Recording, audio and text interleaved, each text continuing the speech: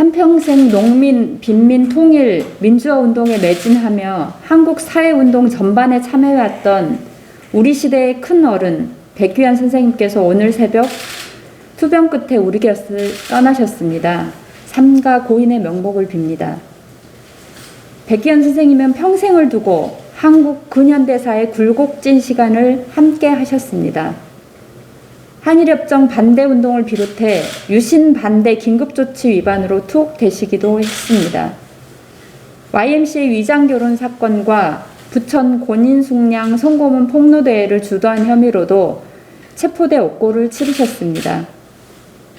1987년 대선에서는 독자 민중후보로 출마했다 김영삼, 김대중 후보의 단일화를 호소하며 사퇴했고 92년 대선에도 독자 후보로 출마했습니다.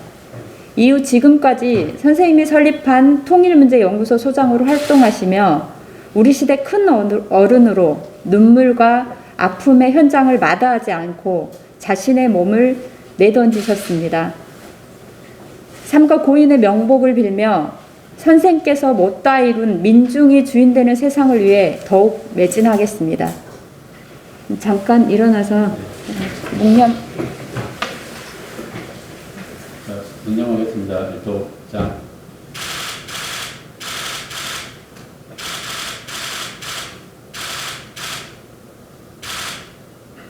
바로 자리에 앉아주십시오.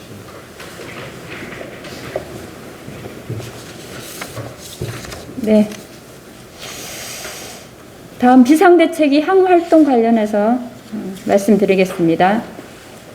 비상대책위원회는 설 연휴 마지막 날인 어제 워크숍을 통해 그간의 활동을 점검하고 향후 계획에 대해 논의했습니다.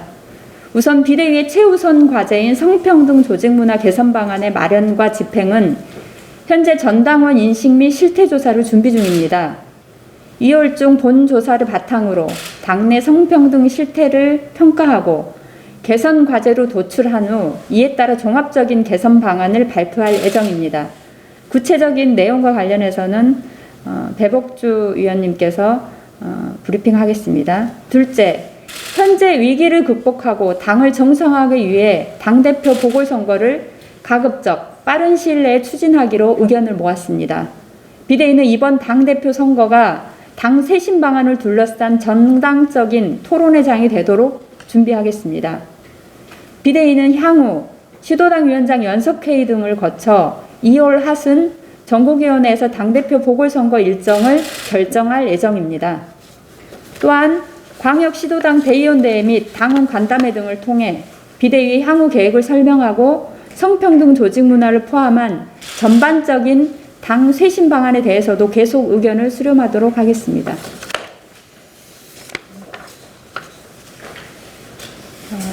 한 말씀 더 드리겠습니다. 최근 김종철 전 대표의 성추행 사건에 이어 류호정 의원실의 비서 면직 관련 논란으로 국민 여러분과 지지자 당원들께 걱정을 끼쳐드린 것에 대해 원내대표이자 비대위원장으로서 송구하다는 말씀을 드립니다. 특히 지난 4일 류호정 의원의 기자회견 이후 이번 논란을 지켜보는 당원들과 지지자들께서 정의당이 앞장서온 노동 존중의 원칙이 훼손되는 것은 아닌가 여러 걱정의 말씀을 전해주고 계십니다. 거듭 죄송합니다. 당의 원내대표이자 비대위원장으로서 류호정 의원에게도 기자회견의 일부 내용과 방식이 당 안팎의 우려를 낳고 있음을 지적하고 엄중히 경고하였습니다. 이번 일을 계기로 우리가 주장해온 가치와 원칙에 비춰 우리 안의 노동을 들여다보겠습니다. 만약 잘못이 있다면 감추지 않고 드러내고 함께 성찰하면서 고쳐나가겠습니다. 비대위원장으로서 당기위원회가 당헌 당규에 따른 공식적인 절차를 통해 사실관계를 규명하고 엄정하게 판단해 주실 것을 기대합니다. 당 차원에서 개선해야 될 부분이 있는지도 꼼꼼하게 살피겠습니다. 저는 지난 한 주 동안 설 연휴에도 안녕하지 못한 노동자들을 만났습니다. 땀의 가치가 존중되는 사회는 정의당의 존재 이유입니다. 지난 1월 중대재해기업처벌법 제정에 이어 5인 미만 사업장에 대한 근로기준법 전면 적용 등 모두의 노동이 존엄해지도록 약자들의 노동을 우선적으로 보장할 수 있도록 더 노력하겠습니다. 이상입니다. 모두 발언하겠습니다. 젠더인권본부장 배복주 비대위원입니다. 정의당은 그간 조직문화 개선과 성추행 사건 고발 이후 발생한 2차 피해와 관련해 적극적으로 노력해 왔습니다. 현재까지 진행 사항 등을 말씀드리겠습니다. 먼저 정의당은 당대표 성추행 사건 이후에 비상대책위원회에서 구성한 조직문화 개선 추진단을 구성했습니다. 지난 2월 4일부터 다음과 같은 사항을 추진했습니다. 첫째, 이번 사건에 대해 당원분들을 위해 설명 자료와 전문가 대담 영상을 제작하여 2월 8일부터 배포하였습니다.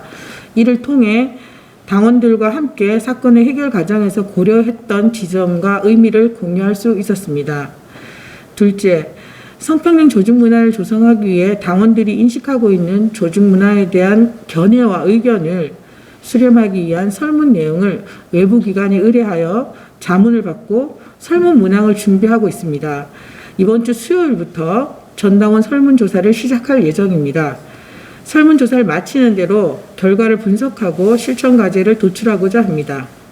셋째, 2차 피해 대응과 관련해서는 접수된 내용을 분석하는 작업 등을 진행했습니다. 이를 통해 2차 피해에 대한 대응을 사건 초기부터 신속하게 대처하여 피해자에 대한 2차 피해를 방지하기 위해 노력했습니다. 관련해서 총 접수된 2차 피해 건수는 2,630건이었습니다. 발생 환경 매체는 유튜브 1,740건, 66%에 해당되고요.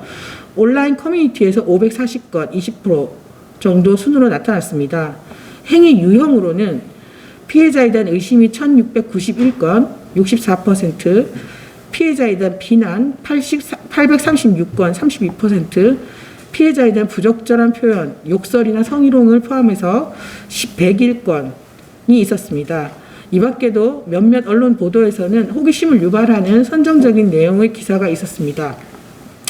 이를 통해 확인할 수 있는 것은 이 사안에 대한 토론을 통해 정치 공간에서의 성찰과 변화를 촉구하는 내용을 역시 고민해야 하나, 그럼에도 분명한 것은 과도하게 피해자를 비난하거나 의심하고 부적절하게 표현한 것은 회복적 과정을 더디게 하고 고통을 준다는 점입니다. 우리가 함께 고려해야 할 지점입니다. 정의당은 지금의 역할에 최선을 다하고자 합니다. 정의당에 대한 기대를 다시 모아낼 수 있도록 최선을 다하겠습니다. 젠더 폭력으로 2차 피해를 예방하고 방지하기 위한 법과 제도를 개선하는 등 정의당은 정치의 책임과 역할을 해나가면서 시민들의 곁에 있는 정당으로 함께하겠습니다. 이상입니다. 네, 비대위원 노창섭입니다. 대우조선해양해고 청운경찰 직접 고용과 원집복지 이행을 촉구합니다. 올해도 노동자들에게는 즐거운 설 명절 연휴가 허락되지 않았습니다. 한국공작기계, 한국지엠창원 비정규직, 한국사년, 제이산업, 대우조선 등 경남의 수많은 사업장에서 부당해고의 문제로 노동자들이 우울한 설 명절을 맞이하였습니다. 법원으로부터 불법 파견 판결을 받아내고도 회사로 돌아가지 못하고 있습니다. 지난 6월 3일 수요일 대전지방법원 제1행정부는 중앙노동위원회 판정을 취소하고 청운경찰 노동자의 부당해고를 인정하는 판결을 내렸습니다. 법원은 청운경찰의 취지에 맞는 판결을 내려야 한다고 판단했고, 형식이 아닌 실질을 따져본 결과 대우조선해양과 청운경찰 사이에 묵시적 고용관계가 성립한다고 판단하였습니다. 즉, 청운경찰 노동자들이 형식적으로는 웰리브와 근로계약서를 작성했지만 실제 사용자는 대우조선해양이라는 것이 명확하게 지적한 것입니다. 그러나 대우조선해양은 항소를 통해 노동자의 삶을 두고 시간을 끌기를 하고 있는 상황입니다. 해고 청운경찰 노동자들은 지난 2019년 4월 1일 정리해고라는 명목으로 하루아침에 직장을 잃고 길거리로 내몰린 지 670일 동안 해고철에 직접 고용, 원직복직을 요구하는 힘겨운 투쟁을 이어오고 있습니다. 대전지방법원의 판정에도 불구하고 사측의 시간 끌기로 청운경찰 해고 노동자들은 2월 4일부터 또다시 차가운 아스팔트 위로 나섰다고 합니다. 지난 1년 10개월 동안 노동자들의 삶은 벼랑끝에 몰렸습니다. 법원의 판결대로 사람을 살려야 하지만 법치국가인 대한민국에서 노동자들은 여전히 거리에 나설 수밖에 없는 상황이 안타까울 따름입니다.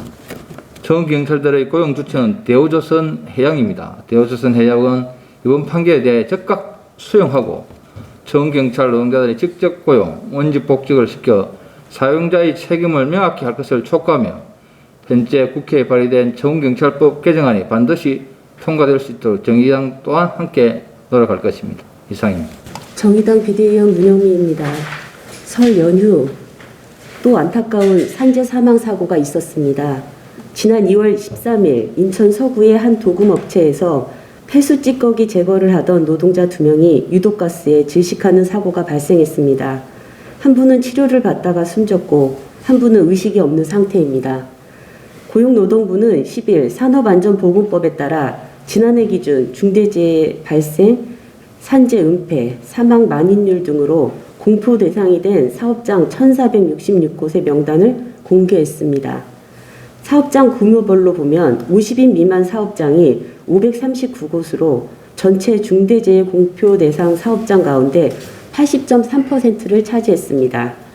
지난달 국회를 통과한 중대재해 처벌 등에 관한 법은 50인 미만 사업장에 대해 공포 이후 3년 동안 적용을 유예했고 5인 미만 사업장은 적용 대상에서 제외되었습니다. 계속되는 중대재해 사망사고가 상당수 50인 미만 사업장이라는 점에서 법의 실효성 논란은 지속될 수밖에 없을 것입니다. 국회는 2월 임시국회에서 반드시 청문회를 통해 중대재해 발생 대표기업의 책임을 명확히 하고 반복되는 재해 발생을 근절하도록 해야 합니다. 또한 중대재해 관리감독 책임을 지게 될 가칭 산업안전보건청 설치와 실질적인 역할도 심도 깊게 논의해 주시기를 촉구합니다. 정의당은 온전한 중대재해 기업 처벌법이 만들어질 수 있을 때까지 현장에 밀착하며 법제도 개선을 위한 모든 노력을 다하겠습니다. 고맙습니다. 비대위원 홍순식입니다. 오늘 새벽 백규환 선생님의 영면 소식을 들었습니다. 백규환 선생님은 한국 진보운동의 큰 별이셨습니다. 평생을 민주화운동, 통일운동, 노동운동에 헌신하셨습니다. 그리고 87년, 92년 대통령 선거에 독자 민중후보로 출마하심으로써 진보정치의 지평을 여시기도 하셨습니다. 언제나 그 자리에 계셨고 진보를 꿈꾸는 모든 이들의 든든한 버팀목이셨습니다. 여든이 넘어서도 노구를 이끌고 촛불 집회에 함께 하시며 촛불을 들고 조용히 앉아 계시던 모습이 아직도 눈에 선합니다. 그는 가셨지만 그의 정신은, 그의 철학과 꿈은 계속될 것입니다. 며칠 전 김진숙 지도위원은 왜 문정현 신부님은, 백규환 선생님은 박정희 정권에서 시작한 싸움을 아직도 멈추지 못하는가라고 물으셨습니다. 정의당은 그 질문에 답하겠습니다. 불평등과 억울함이 없는 평등하고 평화로운 나라가 되어서 그 싸움이 멈춰질 때까지 계속 함께 싸워나가겠습니다. 과거를 배반하지 않는 정치를 하겠습니다. 다시 한번 고인의 명복을 빕니다. 영면하십시오.